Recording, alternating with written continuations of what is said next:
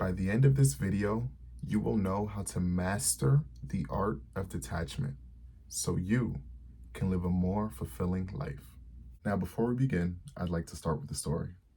So one day I'm having a session with my therapist, talking about my day, what's going on with work, and how I'm having trouble sleeping at night because my mind keeps racing. At that point, he stopped me and asked, "What did you say?" I said, "What, my mind is racing?" He then asked me, "Whose mind is it?" Not understanding the depth of that question, I casually answered, "Mine?" He then asked me a follow-up question. If it's your mind, who's in control? And who's letting it race? Then I understood what he was trying to say. He told me, "Daniel, we live in a subject-object experience where you are the subject and everything else around you is the object. Your thoughts, your emotions, your actions are all objects that you, the subject, experience." And that is why today we're going to be talking about detachment.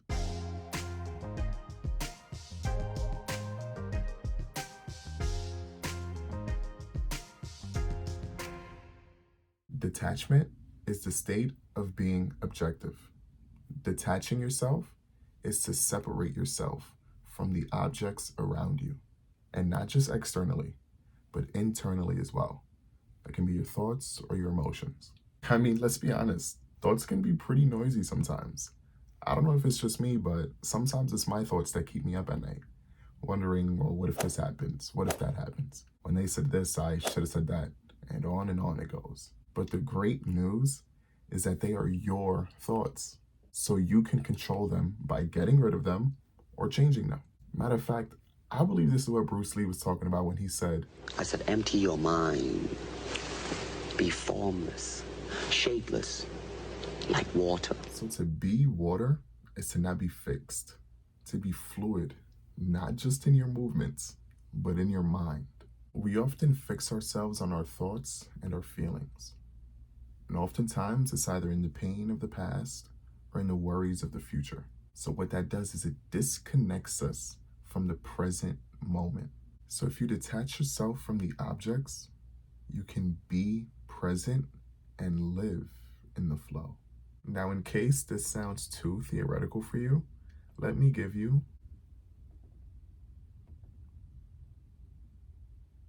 did I catch it though? A real life example. Anytime an object comes into contact with one of our sensory receptors as the subject, it's considered a stimulus. For example, if you touch something hot, the heat is the stimulus that causes you to pull your hand away, which is an automatic reaction. Another example is, let's say you're sitting in a quiet room and suddenly you hear a loud noise. That loud noise would be considered a stimulus because it caused a reaction in your body. You might feel startled, your heart rate might increase, and you might even turn your head to look in the direction of the sound. In those two examples, the object, the loud noise or the heat, came into contact with one of your sensory receptors, your ears or your hands, which caused a reaction in your body, making it a stimulus. External stimuli can not only affect our physical responses, but they can also influence our thoughts and emotions. For example, say you're driving and somebody cuts you off. The thought in your mind may be, how dare this person cut me off and get in front of me? That in turn triggered an emotion. It could be rage or anger. And now the action is that you're speeding, trying to get in front of them and get them back. Now that was all in an instant. The stimulus happened and you automatically reacted. So what I'm offering you with detachment is that you choose to respond as opposed to automatically reacting. So now say somebody does cut you off. The external stimulus still happened. But instead of you getting caught up in the thought of how dare this person cut me off, triggering the emotion of anger and rage, which makes you now speed, you can take a step back within yourself, detach from the objects, and choose.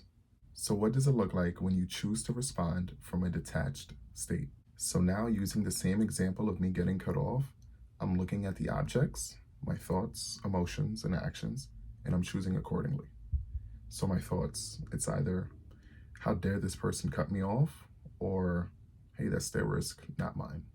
The emotions, rage, anger, or stay at peace and be calm. Action, speed, try to get them back, or continue going at the pace that I was at. Pretty clear, isn't it? When you remain detached, you have power over the objects. And this applies in every scenario, whether it's a new job, you just got fired from a job, going through a breakup, trying to get into a relationship. Every interaction in every scenario, you can consciously choose how to think, feel, and act. So when I say detach yourself, I'm not saying to be a cold-hearted robot and isolate yourself.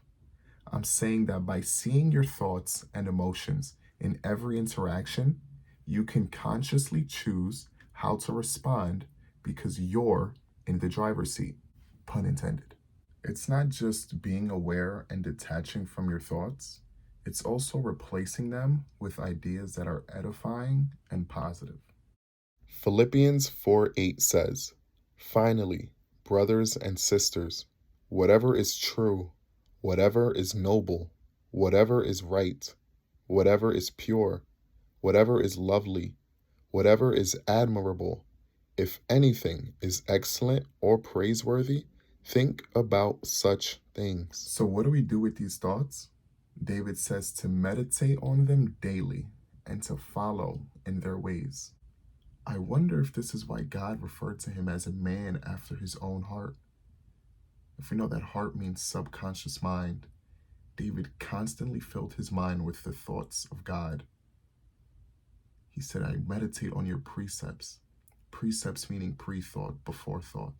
The thoughts of God. By constantly filling his mind in the thoughts of God, he knew the will of God. He began to have the character of God because he was made in the image of God. Oh, yeah. So what happens when you put all of this together? Detaching yourself from your thoughts, replacing them with edifying ones that build you up spiritually and soulfully, you will begin to know what the will of God is for your life. This is what Paul talks about in Romans 12:2. Do not be conformed by the patterns of this world, detached from the thoughts of this world, but be transformed by the renewing of your mind.